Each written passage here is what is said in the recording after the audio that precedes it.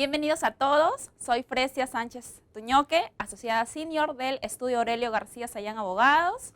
Me he desempeñado como secretaria técnica del equipo técnico institucional de implementación de la nueva Ley Procesal de Trabajo en el periodo 2017 y 2018 y también he sido secretaria de confianza en la Corte Suprema de Justicia de la República en el periodo 2013 al 2015.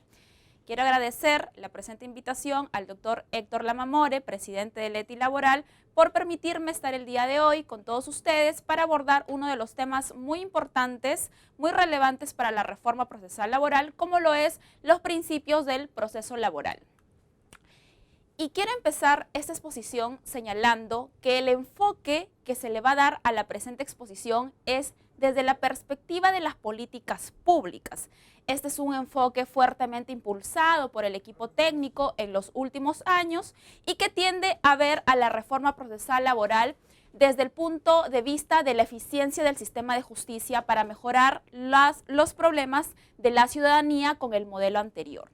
La idea que se les pretende transmitir en esta exposición es que los principios de la nueva Ley Procesal de Trabajo estuvieron impactados en su momento por aquella perspectiva y por ello es necesario que dicha lógica de políticas públicas se mantenga en futuras modificaciones legislativas, así como en las decisiones de los órganos jurisdiccionales y de gestión y de gobierno del Poder Judicial. En virtud de ello, me he permitido estructurar la presente exposición en tres ejes. El primer eje vamos a abordar la reforma procesal laboral vista como una política pública, es por explicar por qué es que nosotros le damos esa óptica y el equipo técnico también le ha dado esa óptica. El contexto previo a la reforma procesal laboral, esto es bajo la norma de la ley 26636 y finalmente pasaremos a desarrollar cada uno de los principios previstos expresamente en la ley, a saber, inmediación, oralidad, concentración, celeridad, economía procesal y veracidad. Bien, entonces empezamos. Reforma procesal laboral vista como una política pública. ¿Qué implica darle esta lógica o esta perspectiva a la reforma procesal laboral, a sus principios y a sus instituciones? Implica que la discusión no se centre en una discusión meramente jurídica, que sin duda alguna en una reforma siempre es necesaria, sino llevarla a focos o niveles más trascendentes como lo son la ampliación del acceso a la justicia, el debido proceso, el uso eficiente de los recursos públicos destinados a la reforma procesal laboral y también el impacto que conllevó las instituciones jurídicas ya sean nuevas o revaloradas en el sistema de trabajo judicial, es decir, qué implicó para los litigantes, los jueces y los servidores judiciales. Cabe resaltar que un aspecto medular de una política pública implica reconocer que existe un problema para la ciudadanía y ello da origen a que el Estado afronte la problemática que ha identificado a través de una intervención. Por ejemplo, si nosotros identificamos que la desnutrición infantil o la falta de oportunidades de acceso a los servicios educativos representan un problema para la ciudadanía, entonces el Estado va a tener que intervenir para poder superar esta problemática. Y de la misma forma, si las características de un proceso judicial en determinado momento constituyen un problema para la ciudadanía, entonces el Estado tendrá que intervenir, obviamente, a través de una política pública. Entonces nos preguntamos, ¿qué implica acercarse a la reforma procesal laboral, a sus principios y a sus instituciones desde la mirada de las políticas públicas? Implica primero tener muy en claro cuáles eran los problemas que quiere o quiso resolver la reforma procesal en su momento. Y la pregunta central es, ¿qué problemas existían entonces con la ley 26636, Ley Procesal de Trabajo? Y ahí nos vamos al segundo eje que ya les he identificado al momento de la introducción. ¿Qué sucedía con la ley 26636? Como todos ya sabemos, bajo la vigencia de esa ley, los procesos eran lentos, eran burocráticos y eran complejos. Esta ley era incapaz de brindar a la ciudadanía una justicia oportuna, moderna, de calidad, eficaz y eficiente. Ello me remonta a las características del proceso bajo la vigencia de esta ley Y para ello vamos a tomar algunas ideas de los autores Binatea y Toyama en un libro publicado en Soluciones Laborales. Ellos nos narran que las características del proceso bajo la vigencia de esa ley era que en los hechos se actuaba como un proceso escrito. A pesar de que la ley 26636 reconocía como principios a la inmediación, a la celeridad, a la veracidad, a la concentración, en los hechos era un proceso que no actuaba con los rasgos de oralidad que sí tenía, sino que era un proceso realmente complejo bajo un sistema escritural.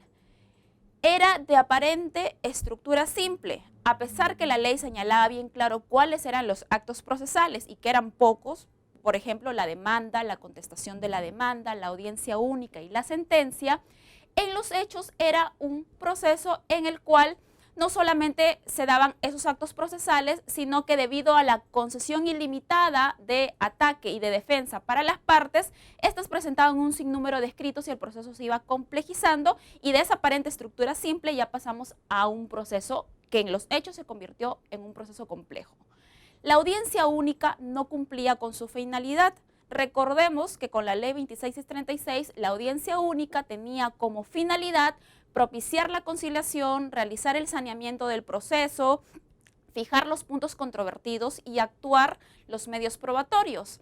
Pero en los hechos, ya todos los autores nos señalan que esa audiencia en realidad solamente pasó a ser una mera diligencia más, se convirtió en una suerte de ordenación de la información, pero que iba a ser sucedida con audiencias posteriores complementarias, ya sea por la misma decisión del magistrado de complementar esa audiencia con otras diligencias o tal vez por una decisión de la sala superior cuando advertía que era necesario actuar otros medios probatorios.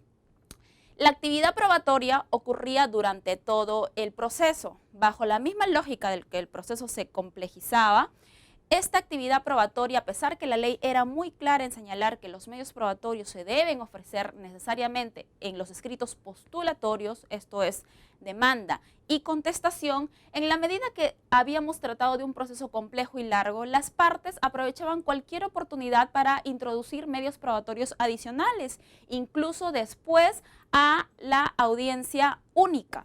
Ello con la finalidad de, según se señala, de mantener viva la prueba para el juez al momento de sentenciar.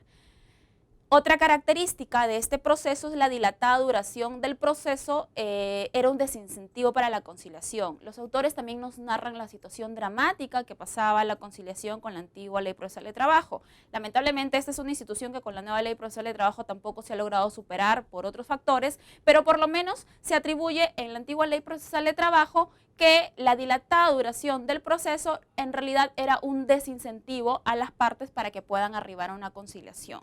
Y finalmente la frecuente nulidad de sentencias. La nulidad de sentencias, la doctrina procesalista nos dice de que se debe ejercer la potestad nulificante por parte de las instancias superiores en el supuesto en que adviertan vicios trascendentes que afecten los derechos a un debido proceso, a la motivación de las resoluciones judiciales. Sin embargo, bajo la lógica de la antigua Ley Procesal de Trabajo, en realidad más que todo se dice de que las nulificaciones venían por ciertas discrepancias de criterio y no tanto por la verificación de verdaderos atentados, vicios contra el debido proceso. Bien. Esta problemática que sucedió en el Perú con la ley 26636 tampoco era exclusiva de nuestro país, sino también se presentaba en otros países de América Latina. Y ahí voy a citar a una consultora del Centro de Estudios Judiciales de las Américas, que es la profesora Leticia Lorenzo, en la cual señala que todos los textos que han tratado de explicar el tránsito de un proceso escrito a un proceso oral tiene que ver con la concepción de un proceso como un laberinto, en donde el ciudadano, aún siendo un ciudadano diligente, no sabe muy bien qué hacer dentro del proceso, donde todo depende del juez que le toque, el secretario judicial asignado a su expediente, entre otros aspectos, y en el cual necesita de un intermediario necesariamente, como es el abogado, para poder tratar de entender lo que sucede al interior de ese laberinto llamado proceso. Las principales características que se le atribuye a este proceso concebido como un laberinto son el excesivo ritualismo, es la forma como un fin en sí mismo, el expediente, la construcción del expediente es el eje central del proceso. El lenguaje incomprensible. Aquí Leticia Lorenzo nos dice que es casi como un lenguaje encriptado, una jerga judicial que solamente lo entendían los jueces, los servidores judiciales y en algunas ocasiones los abogados, pero no la ciudadanía a quien está dirigida la impartición del servicio de justicia. Los plazos eran interminables. Cuando la justicia llegaba tarde y de esa forma el ciudadano ya no se iba tan satisfecho. Y finalmente, lo más importante es la intervención escasa de los protagonistas. Si los trabajadores o los empleadores querían dirigirse al magistrado, en realidad siempre han tenido que hacerlo a través de un intermediario. No tenían esa posibilidad de dirigirse directamente al magistrado para que el magistrado los escuche y sobre la base de esa escucha y de esa presencia y del contacto directo de entre las partes, el juez y la prueba, pueda sentenciar. Y lógicamente todo ello constituyen barreras de acceso a la justicia, porque si nosotros le contamos a un ciudadano que todo esto ocurre dentro de un proceso, las pocas ganas que este ciudadano tenga para litigar se le van a ir por completo. Y es por eso que lo calificamos como barreras de acceso a la justicia. Es en este contexto, no solamente peruano, sino latinoamericano, en que se gestó la reforma procesal laboral y la cual trae muchas innovaciones para dar respuestas precisamente a las complejidades que se presentaban con la ley 26636. Entonces, bajo este marco histórico, vamos a pasar ya de una vez a desarrollar los principios del nuevo proceso laboral. Primero, tenemos a los principios de oralidad, inmediación, concentración. Como ya les he señalado, la idea de transitar de un proceso escrito a un proceso oral tiene que ver con la concepción del proceso como un laberinto. Entonces, ante esas complejidades, lo que nos señala Leticia Lorenzo es que se ideó la concepción del proceso como un encuentro, en el cual está presente fuertemente la inmediación, es decir, la reunión de los actores para que se pueda resolver el conflicto. Si el conflicto se va a resolver, implica necesariamente que el juez debe reunirse con las partes, escucharlas y tener un contacto directo con ella y con la prueba. La flexibilidad. La flexibilidad implica que ya no estamos ante un juez inerte, el cual esperaba que el proceso se tramite para recién hacer su aparición estelar al final del proceso para la sentencia, sino que el juez desde un inicio dirige tempranamente el proceso, marca la ruta que va a seguir el mismo y va a tener una intervención protagónica durante todas las etapas del mismo. Y para ello va a advertir qué trámites son los adecuados de acuerdo a las necesidades del caso y tal vez qué trámites ya no resultan tan adecuados, suprimirlos porque el caso tal vez es un caso más sencillo que no merece transitar por todos los trámites previstos en la ley. Otra característica es la celeridad, que es juzgar dentro de un plazo razonable y esto está coberturado por el derecho a un debido proceso. Con la anterior ley ya todos sabemos que incluso un proceso podría durar entre 5 a 8 años. Con la nueva ley los resultados ya vienen siendo más alentadores. Y finalmente la intervención de los verdaderos protagonistas. Ya les había señalado que con el anterior modelo en realidad este contacto directo entre el juez, las partes y la dirección de este no era visible. Con la nueva ley entonces ya en la audiencia, que es el escenario natural en el cual se debe resolver el conflicto, estos verdaderos protagonistas entran en acción y tienen la posibilidad de dirigirse directamente al juez y de entrar en contacto directo con él. Entonces, bajo ese contexto podemos decir que bajo el principio de oralidad se busca que las diligencias más importantes del proceso y sobre la base del cual el juez resuelve el conflicto sean llevados a cabo a través de una comunicación oral. ¿Por qué? Porque este tipo de comunicación es la más fiable para conseguir y obtener información y por ende decisiones de calidad. Y es así porque a través de una comunicación oral podemos intensificar el contradictorio entre las partes y a través de esa comunicación oral el juez va a poder evaluar adecuadamente la prueba.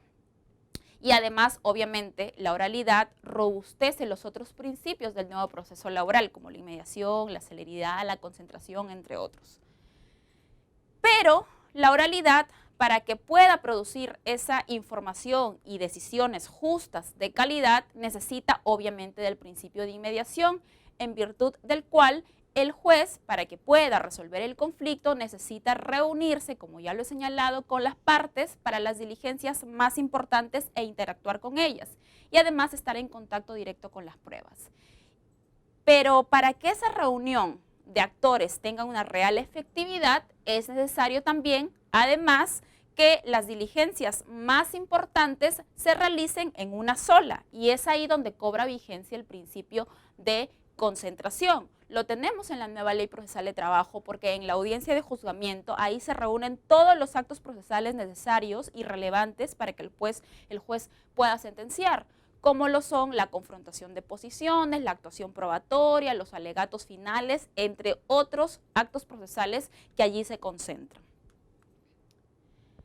Sobre el principio de oralidad han habido muchas discusiones respecto a su aplicación. En el Pleno Jurisdiccional Nacional Laboral del año 2013 se discutió sobre la actuación de prueba documental y ahí los jueces a nivel nacional reunidos en mayoría decidieron que no era necesario que todos los medios probatorios escritos se oralicen en cuanto a su contenido, porque si no habían cuestiones probatorias como tachas u oposiciones, entonces lo que correspondía era en realidad darle ese mérito probatorio y más bien permitirle a los abogados que al final en sus alegatos puedan resaltar los aspectos más importantes del medio probatorio ofrecido. También es otro de los problemas que se presentó y que fue abordado en el Pleno Jurisdiccional Laboral del año 2014 es la obligatoriedad de la oralización de las excepciones. Aquí se discutió si que para que el juez pueda resolver esas excepciones era necesario que se expongan en la audiencia o simplemente bastaba con que aparezcan en la contestación de la demanda. Y ya los jueces reunidos a nivel nacional en mayoría acordaron de que no era obligatorio, que bastaban solamente con que aparezcan en el escrito de contestación de demanda.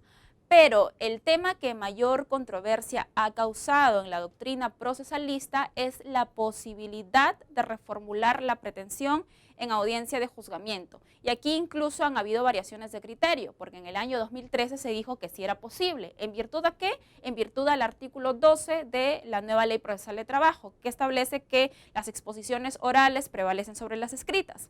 Pero luego en el 2017 se varió ese criterio, se dijo que no era posible por aplicación del artículo 428 del Código Civil que establece la etapa de modificación de demanda y que solamente excepcionalmente se podría efectuar ciertas precisiones o aclaraciones respecto a una pretensión en tanto no la altere sustancialmente.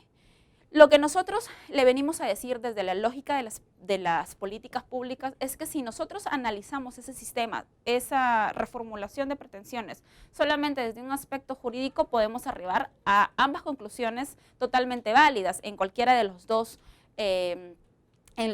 plenos conforme se abordó. Pero si nosotros ya le damos una mirada desde las políticas públicas, vamos a ver qué es lo más eficiente para el servicio de justicia. Y ahí tenemos que evaluar el impacto que la reformulación de pretensiones en audiencia de juzgamiento origina en el manejo de la carga procesal de los juzgados y en los días de duración de los juicios. ¿Por qué? Porque la excepción de permitirle a los abogados de la defensa de los trabajadores de poder reformular su pretensión en audiencia de juzgamiento, en lugar de ser excepción pasaría a ser la regla conforme a la litigación que se viene ejerciendo a nivel nacional. Y tendríamos que muchas audiencias de juzgamiento deberían ser suspendidas para continuarlas en otra fecha, a fin de cautelar el derecho de defensa de la parte demandada. Y es ahí donde vemos que se rompe la unidad de la audiencia. Y no solamente se rompe la unidad de la audiencia, sino también que se sobrecarga la agenda judicial y esto obviamente impacta en la carga procesal y en los días de duración de los juicios. Y siguiendo esa lógica de política pública, es oportuno explicar ¿qué impacto causó o conllevó la oralidad, la inmediación, la concentración en el sistema de trabajo judicial y en la organización de los despachos judiciales? Ahí tenemos un gráfico del modelo de despacho judicial corporativo. Y aquí lo que cabe explicar es que en la concepción del proceso como un laberinto, que es propio del modelo escrito, tenemos que la labor de los órganos jurisdiccionales se concentra fundamentalmente a la construcción del expediente, porque el expediente, recordemos que en ese modelo era el fin. Y había una sucesión de escritos y resoluciones proyectadas por los secretarios judiciales que luego iban a ser revisadas por el juez.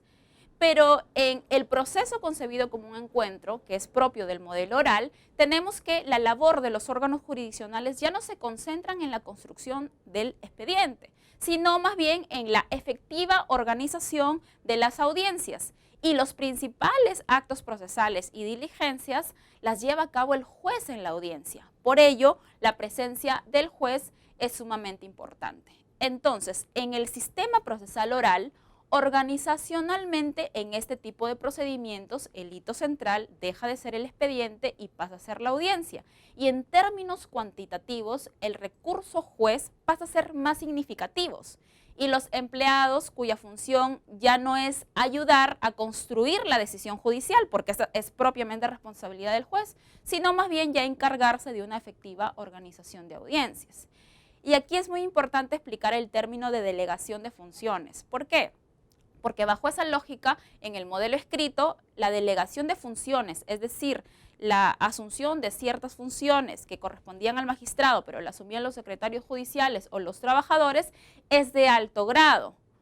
Y ello, a su vez, da lugar a que para el funcionamiento de los órganos jurisdiccionales se requiera un número elevado de empleados judiciales. Sin embargo, en el modelo procesal laboral, oral, en este caso, la delegación de funciones ya se reduce al más bajo nivel y ello, en lugar de implicar la necesidad de más servidores judiciales, en realidad implica mayor necesidad del número de jueces, porque la presencia de este en audiencia va a ser sumamente necesaria.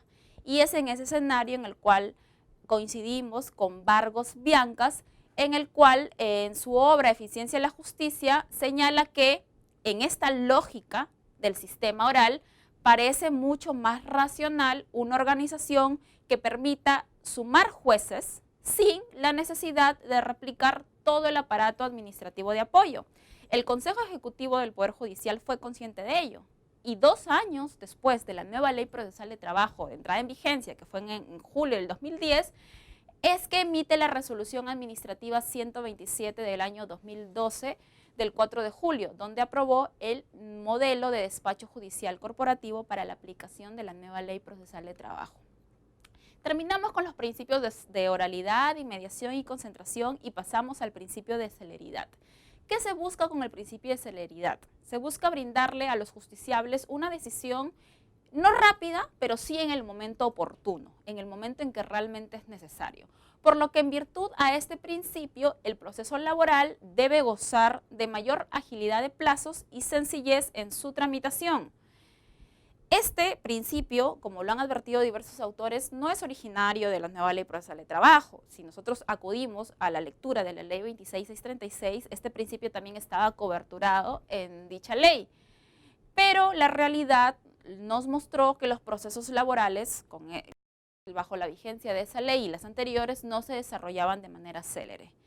El legislador de la nueva Ley Procesal de Trabajo en ese contexto es que enarboló la celeridad como uno de sus principios y esto se ve reflejado en la reducción de plazos. Vemos que de un acto procesal a otro acto procesal realmente hay un plazo bastante corto y también revalorar ciertas instituciones, ya sea con la finalidad de fomentarlas o por lo menos posibilitarlas, como lo son la conciliación, la transacción, el desistimiento y el abandono.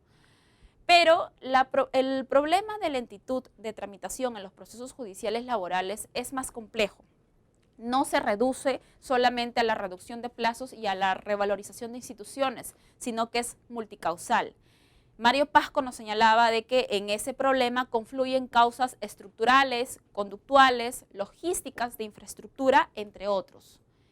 y por ello su tratamiento no se restringe a una visión netamente jurídica, sino también que el Estado ha intervenido a través de políticas públicas. Y por ello, dentro del Poder Judicial, específicamente en la justicia laboral, contamos con una moderna herramienta presupuestal denominada Programa Presupuestal Celeridad en los Procesos Judiciales, el PP 99. El PP 99 y el equipo técnico, en un trabajo conjunto, ha venido implementando diversas medidas para poder afrontar ese problema que se suscita respecto a la lentitud en la tramitación de los procesos judiciales, incluso ya con la vigencia de la nueva ley procesal de trabajo, como infraestructura, tecnología, capacitación, dotación de recursos humanos, entre otros. Pero lo que queremos decir aquí es que en el año 2018, con un criterio innovador, ese órgano de apoyo del Poder Judicial realizaron encuentros en los cuales se tuvo como finalidad reflexionar e identificar criterios jurisdiccionales que estaban impactando en la celeridad. Y esos encuentros se hicieron bajo las ideas de un reconocido y respetado magistrado norteño de la Corte Superior de Justicia de la Libertad, el doctor Víctor Castillo León. En dichos encuentros se expusieron los siguientes criterios que, a juicio del magistrado, están afectando la celeridad. 1. El emplazamiento a intermediadoras y tercerizadoras en los procesos de desnaturalización, de tercerización o intermediación. Según ese criterio, estas intermediadoras y tercerizadoras no necesitan ser emplazadas al proceso porque las consecuencias jurídicas derivadas de una sentencia condenatoria solamente abarcarían a las empresas principales o empresas usuarias. El segundo criterio es el libramiento excesivo de oficios en las audiencias de conciliación y juzgamiento, requiriendo datos para resolver la controversia, en los supuestos en los que no corresponde, incluso alterando las cargas probatorias que les corresponde a las partes. Tercer criterio, incumplimiento de la resolución administrativa 313 del año 2016 emitida por el Consejo Ejecutivo del Poder Judicial, en el cual se recomienda a los magistrados a nivel nacional de la justicia laboral que ante la inasistencia a las audiencias requieran necesariamente la justificación. Y en caso de que existan inasistencias injustificadas, pues se imponga una multa. Cuarto criterio, bajo índice de sistematización y digitalización de la prueba compleja laboral, ello bajo el entendimiento de que en el nuevo proceso laboral el perito adscrito al juzgado ya deja de ser un órgano de prueba y sus informes son solamente referenciales. Siendo así, entonces las partes, según criterio de este magistrado, son las llamadas a listar, a ordenar, a clasificar la información contable para poder llevarla debidamente sistematizada y clasificada a juicio. Y de esa forma ya no sobrecargar a los peritos judiciales con actividades que de cara al nuevo modelo ya no les correspondería. 5 criterios, proveído de escritos presentados entre audiencias, haciendo alusión a la resolución administrativa 278 del año 2016.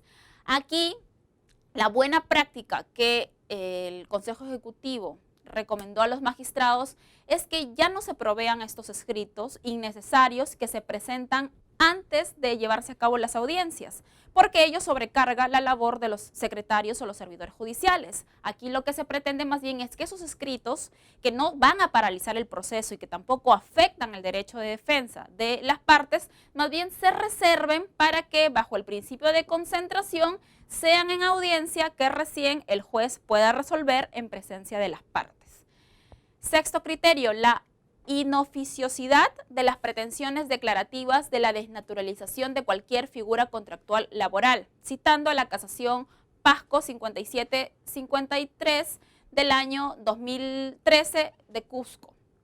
Aquí, en realidad, lo que el magistrado señala es que considerar a las pretensiones declarativas de desnaturalización de cualquier figura contractual, ya sea un contrato de trabajo, una tercerización laboral, entre otros, es inoficioso, incluso nos podría llevar a un procedimiento mucho mayor, porque si se trata de reposición laboral, si consideramos a estas pretensiones no como pretensiones autónomas, sino más bien como parte de la causa petendi, nos daría de que el proceso se debería tramitar en la vía abreviada laboral. Sin embargo, si las consideramos como pretensiones autónomas, nos podría derivar a una vía más lata, como es el proceso ordinario laboral.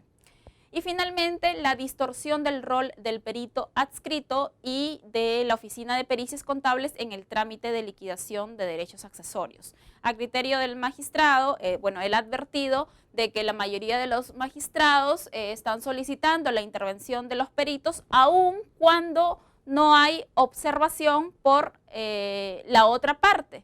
Y a criterio de él, cuando no existe tal observación, entonces ya no es necesario derivar esa controversia en ejecución a el perito adscrito, sino tener por cierto lo que señala la parte ejecutante.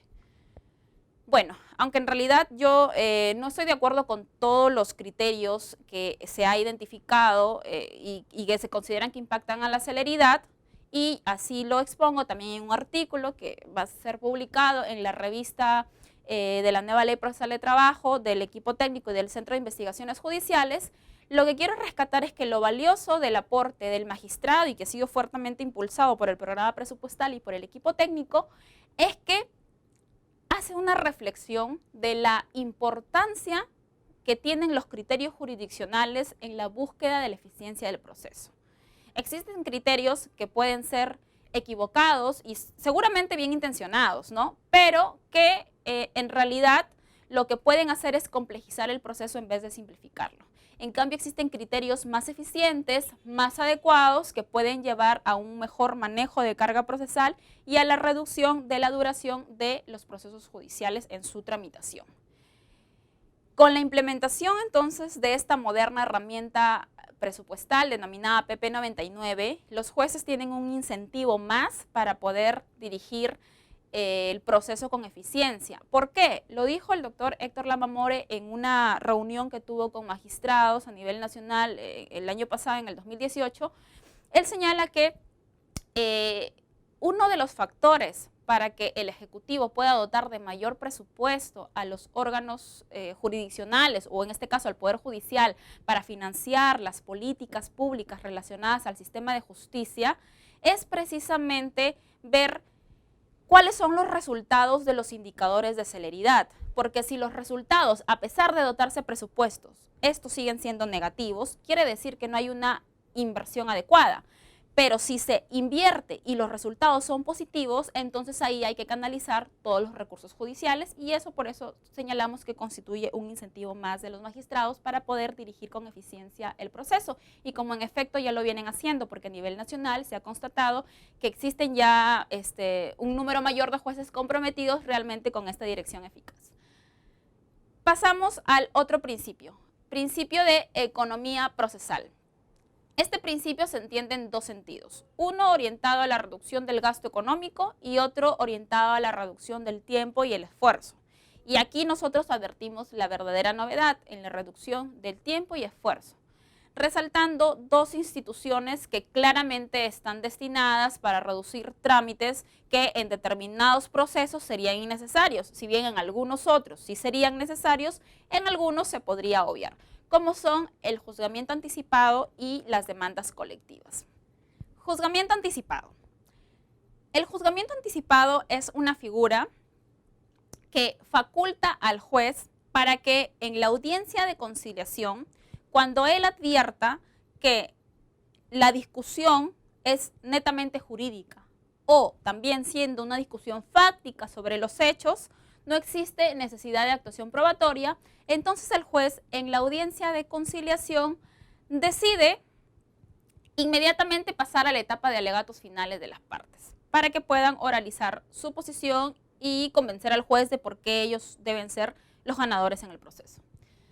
Entonces, esta figura es una figura económica porque en realidad se prescinde de ciertos trámites que de cara a los procesos tienen necesidades procesales menos que los procesos complejos. Esta figura que es económica, que en realidad aporta a un mejor manejo de la carga procesal de los órganos jurisdiccionales, lamentablemente la estadística que maneja el ETI nos señala de que no tiene un uso muy alentador Incluso existen cortes superiores de justicia en las cuales no llegan ni siquiera al 1%. Aunque, claro está, también existen otras cortes que últimamente vienen haciendo uso de esta figura de una forma exponencial y lógicamente han tenido buenos resultados en sus indicadores de celeridad y de descarga procesal. El factor que influye en un bajo nivel de uso, además de la carga procesal respecto a esta figura, es que aparentemente el juzgamiento anticipado sería una figura que resulta contradictoria respecto a la lógica del sistema oral.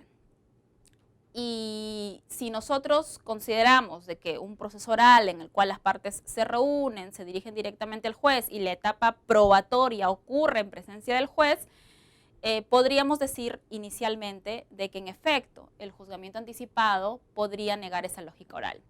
Pero también es cierto que ningún principio hoy es absoluto.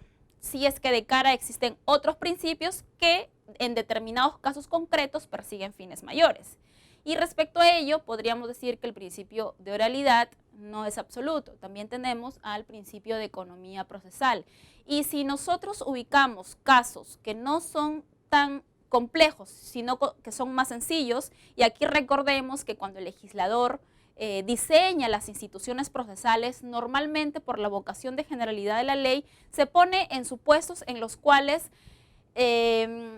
tiende a regular los procesos más complejos y a veces se obvia a los procesos más sencillos. Entonces, bajo esa perspectiva, y si consideramos además que los casos complejos hoy en día son los menos y los sencillos son los más, entonces podríamos decir que no es necesario que en determinados casos cuyas necesidades procesales son menores a los casos complejos, el juez tramite o trasunte por cada uno de los trámites procesales previstos en la ley, pudiendo obviarse aquellos que en vez de coadyuvar al proceso en realidad terminaría complejizándolo.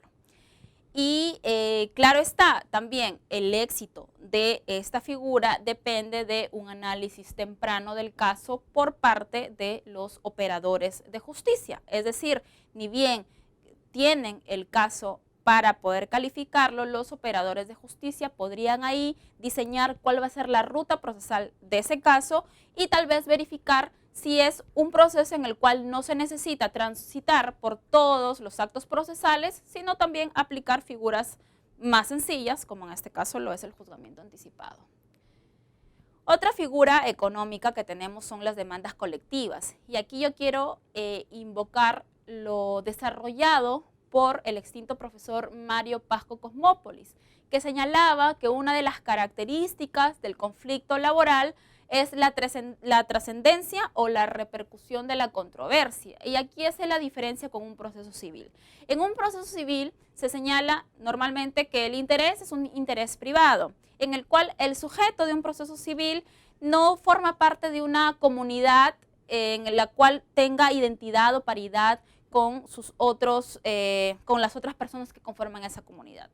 Pero en el caso procesal laboral es distinto, porque el trabajador sí se inserta en una comunidad, que es la comunidad de los trabajadores que están en la empresa. Y muchas de las lesiones que puede sufrir el trabajador no es una lesión individual, sino que se trata de macrolesiones, porque a veces una decisión del empleador puede afectar a muchos de los trabajadores. Entonces ahí tendríamos a un trabajador pionero que interpone una demanda y obtiene un resultado favorable. Entonces los demás trabajadores están a la expectativa de ese resultado favorable para luego transitar también por ese proceso. Y es en virtud a este reconocimiento de la característica del conflicto laboral como de trascendencia o repercusión de la controversia en que los órganos jurisdiccionales, algunos magistrados a nivel nacional, han implementado la buena práctica de las audiencias conjuntas, que fue premiada el año pasado por el equipo técnico. La corte ganadora fue la Corte Superior de Justicia de Libertad, que teniendo casos individuales por separados, el juez en su momento advertían que eran casos que tenían idénticas circunstancias y por lo cual en una sola audiencia llevaba a cabo toda la actividad probatoria, la confrontación de posiciones de todos esos casos. Obviamente las partes tienen que estar de acuerdo. Pero la reflexión que nos lleva respecto de estas audiencias conjuntas es que sí, el juez advirtiendo que son casos similares y que incluso las etapas del proceso más relevantes, que es la etapa de juzgamiento, puede llevarse en una sola en diversos procesos, nosotros nos preguntamos, ¿no sería más ventajoso que por economía procesal se tramiten todos esos casos en un solo proceso, en lugar de que se estén tramitando de forma distinta y luego llegar a una audiencia conjunta? Para nosotros la respuesta es positiva. Y creo de que ello ayudaría al manejo de la carga procesal. Y son dos factores los que influyen para que estas demandas colectivas no sea usada con más frecuencia. Uno es los honorarios profesionales y otro es el desincentivo por el estándar de resolución de expedientes. ¿Por qué? Porque hoy en día los magistrados no tienen mucho incentivo para poder utilizar esta figura, en la medida que en el estándar solamente un expediente le califica para un punto. Entonces, si se concentran diversas demandas en un solo expediente, finalmente va a ser un punto para ese magistrado en su producción.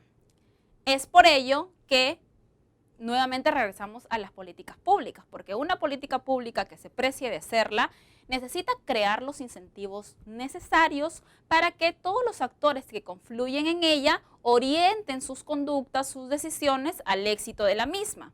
Y es por ello que el equipo técnico ya ha emprendido el presente año en su plan de actividades del 2019 el proyecto de reformulación de estándares de resolución del expediente por la complejidad del caso. Quiere decir que si en un proceso se acumulan diversas demandas, ya no implica que ese juez va a ser calificado como un punto para su producción, sino que dependiendo del número de demandantes o del número de pretensiones, entre otros factores que pueden hacer un caso más complejo, probablemente ese juez tenga más puntos para su producción. 4. Principio de veracidad. La nueva ley procesal de trabajo está enfocada para que el juez alcance la verdad real y sobre la base de esta verdad real el juez puede emitir un fallo justo. Hoy en día entonces es indiscutible que el juez laboral tiene una necesidad prevalente de hallar la verdad real y preferirla sobre la verdad formal. Sin embargo, en la búsqueda de esta verdad real, el juez también debe ponderar la eficiencia del proceso. Y es por ello que hay una práctica que ya ha quedado y debería seguir quedando desterrada con el anterior modelo procesal, que es la indiscriminación o la ordenación indiscriminada de la prueba de oficio. Ello, si volvemos con la prueba de oficio utilizada de forma discriminada, se consideraría como una mala práctica que enviaría un mensaje equivocado a las partes, porque ellas ya no se preocuparían de construir eficientemente una teoría del caso o un caso sólido al inicio en la postulación de demanda, sino que en realidad esa preocupación no sería tal porque en el camino van a encontrar un juez que pueda solucionar esas deficiencias y sustituya las cargas probatorias de las partes. Entonces nosotros lo que señalamos respecto al principio de veracidad desde la lógica de las políticas públicas es que es necesaria. La prueba de oficio en algunos casos sí es necesaria, pero el juez debe ser cauteloso al disponerla. ¿Por qué? Porque proponerla de forma indiscriminada, en realidad lo único que afectaría es la duración en la tramitación de los juicios laborales y ello impactaría en el manejo de la carga procesal y finalmente impactaría en la eficiencia del servicio de justicia que se le brinda a la ciudadanía. Bueno, estimados amigos, eso es lo que quería compartir con todos ustedes. Muchas gracias por su atención.